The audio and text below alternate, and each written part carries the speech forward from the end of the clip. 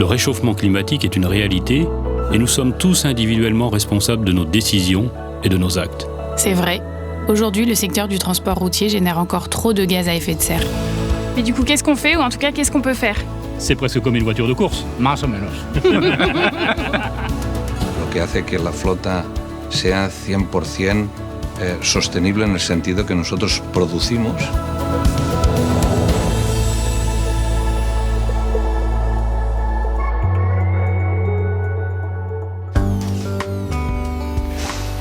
Bonjour Pauline, bienvenue à Bourg. Merci. On va se diriger vers le début de la ligne de production. Ok. Bourg-en-Bresse, en France. Un des sites de production de Renault Trucks. Nous sommes en mai 2023 et l'usine se prépare à la fabrication du dernier né de la gamme électrique. Très attendu, ce camion de haut tonnage va permettre de décarboner de nouveaux segments d'activité. Au moment où sort ce film, sa production en série est en cours. À la fin de notre process d'assemblage, on a le tout dernier nouveau-né de la marque, le Renault Trucks T-E-Tech. Donc, grande fierté pour nous, puisque véhicule de demain qui devient réalité.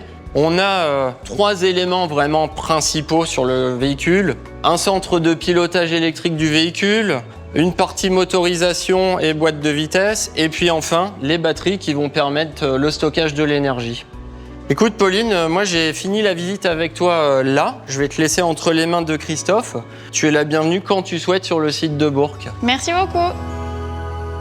Bonjour Christophe. Bonjour Pauline. Alors comme tu le sais, on fait une série sur tout ce qui tourne autour de la décarbonation chez nous. Et du coup, l'arrivée du thé, qu'est-ce que ça t'évoque ? C'est le premier, entre guillemets, véritable véhicule haut tonnage chez Renault Trucks. Donc c'est quand même une première, on fait partie de cette aventure. Ce véhicule, il a été fabriqué il y a quelques semaines sur nos lignes série diesel, avec tous nos employés qui étaient vraiment motivés. Et puis voilà, aujourd'hui il est là, il est magnifique. Et puis c'est le premier d'une longue série, qui fait que dans quelques années, on sera au 100% électrique. Que des bonnes nouvelles.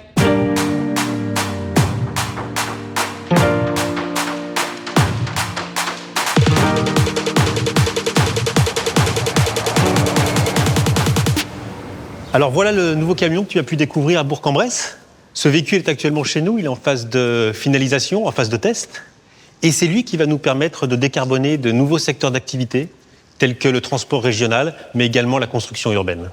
Et un camion comme ça, en termes d'autonomie, ça représente quoi ? Alors en termes d'autonomie, on parle d'une autonomie de 300 km sur une charge initiale complète. Mais c'est également jusqu'à 500 km si on considère une recharge intermédiaire d'1 heure à 250 kW.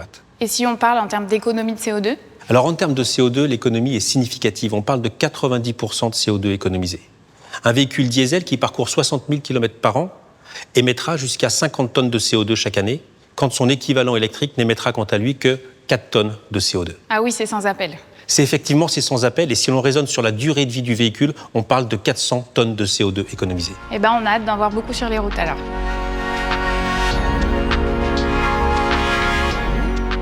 Que ce soit à destination de grands transporteurs propriétaires de flottes de plusieurs centaines de camions ou d'artisans, c'est la question de l'évolution de la logistique urbaine qui se pose. Comment assurer l'approvisionnement des biens et des services sur les derniers kilomètres sans allonger la facture climatique ? Alors, il y a un enjeu qui devient de plus en plus important, c'est celui de la logistique urbaine. On a un certain nombre de challenges à relever. Alors, c'est des sujets sur lesquels les transporteurs nous attendent, mais aussi la société nous attend, de manière très claire. On a plusieurs enjeux. On a les flux, effectivement, le trafic, comme on le voit aujourd'hui. On a la nécessité d'avoir du foncier.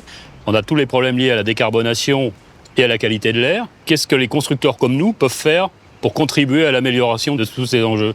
Alors on a effectivement cet enjeu de décarbonation, donc on voit bien que les constructeurs développent des flottes de véhicules électriques, effectivement un gros enjeu sur produire une flotte en quantité, en qualité et avec des prix raisonnables et un délai d'accès rapide. Et puis aussi si on veut encourager le recours à la cyclo-logistique, l'intermodalité, il va falloir inventer le conteneur de la logistique urbaine, donc qui va permettre de transférer la marchandise facilement avec le moins de manutention possible d'un type de véhicule à un autre, de manière à pouvoir utiliser le bon véhicule au bon endroit. Donc ça, c'est aussi une solution. Et puis la dernière solution, c'est de réfléchir à des espaces pour accueillir les marchandises et permettre la désynchronisation des flux. Parce qu'on s'aperçoit aujourd'hui que les livraisons, elles sont concentrées dans le temps, entre 9h et midi. Et l'idée, c'est d'imaginer des solutions qui vont permettre d'aller livrer les destinataires en leur absence, et ils récupéreront la marchandise quand ils seront disponibles. Merci Florence, et quand je vois ce que vous évoquez, ce sur quoi on travaille, je pense qu'on est parfaitement synchronisés. Merci à vous en tout cas, je suis partante. Un industriel qui fabrique des camions doit pouvoir accompagner les nouveaux besoins et être présent sur les nouveaux marchés, depuis la longue distance jusqu'au dernier kilomètre. Il faut aussi faire évoluer les métiers et adapter les savoir-faire. Renault Trucks a choisi d'étendre sa gamme pour répondre à tous les challenges de la mobilité. Quand on parle de transformation, ici c'est vraiment pour moi un très bel exemple. L'usine moteur produit aujourd'hui des vélos cargo pour accompagner la décarbonation. On pourrait s'étonner de se dire pourquoi une usine moteur produit des vélos cargo, mais pour nous c'était complètement naturel. Tu vois que c'est organisé comme une ligne d'assemblage.